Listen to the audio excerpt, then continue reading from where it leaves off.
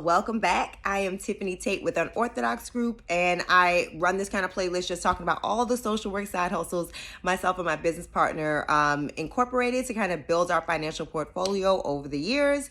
This week, we are jumping right in, and we're talking about being a social work qualified supervisor.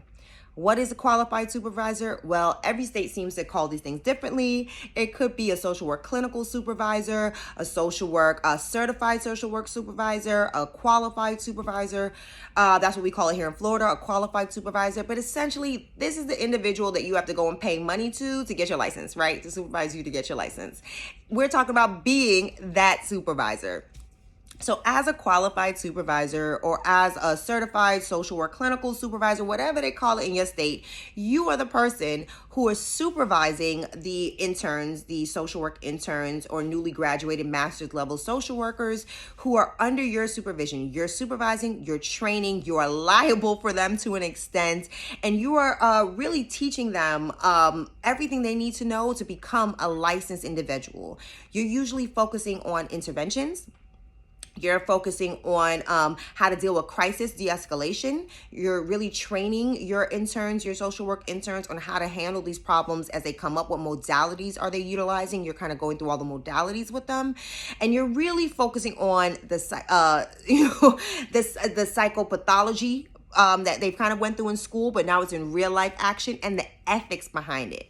So you're taking everything they learned in school and putting into real life action and real life systems and terms for them, and helping them to stay on track and providing them the supervision hours they need to become a licensed clinical social worker just like you.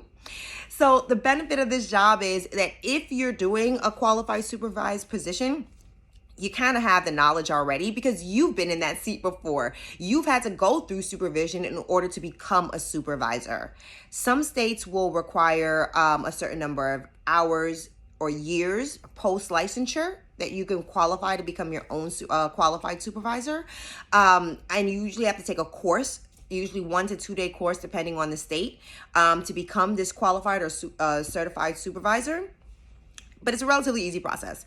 You've already gotten licensed. You're kind of just moseying along for the next few years doing your licensing thing. And then you take these appropriate courses, a day course. A lot of times you can get these courses for free through organizations. If you take on interns for like a school, they'll pay for it for free. You can Google in your area. A lot of the universities will offer this course for free. Or you could pay for the course and do the 1 to 2 day course. And now you're able to be a qualified supervisor once you're approved by the state. How do you get paid with this? You're going in your Facebook groups. You're telling people you're a supervisor and that you could supervise them for their hours.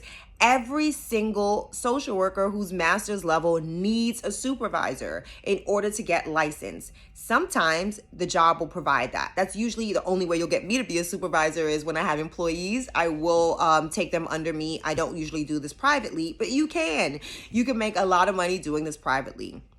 You can establish this either through your place of employment, letting them know you're a qualified supervisor and that they could pay you additionally to take on people under you at your place of employment. You could do this privately on your own. I knew people who charge regular, like private pay hours. Like if they were seeing a client for private pay, that's what they charge to be seen as a qualified supervisor. That's fully up to you, though I do suggest you do the market research for your area. Who else is providing supervision services in your area and what are they charging? This can go anywhere from $50 an hour. I've seen up to $175 an hour.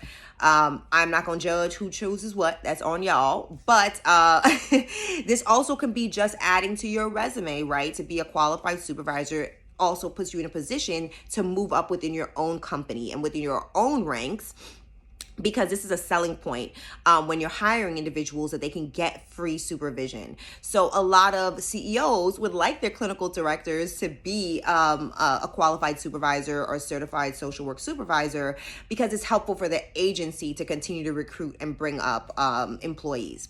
So easy to jump in as long as you have a license. It's one of the few on our channel that you do need to be licensed to be able to do, but it's very flexible. You set your own hours. You tell people when they're going to meet you for supervision. Supervision could either be done individually or in a group. You usually charge less for group supervision per person and a little higher for individual supervision.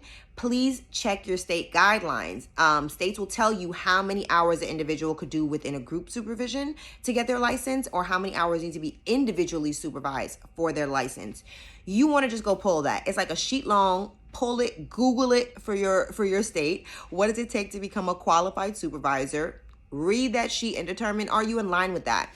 Most individuals I know that are currently licensed are already qualified to become a qualified supervisor. They just need to go take the class, and you can often find the class online for free these days. Do not miss out on this opportunity. It's one of those side hustles that can go into all your other side hustles and things of that nature. And you could also then be the advocate, right? You become the advocate. You set the tone for what this industry looks like and what social workers have to look forward to going forward.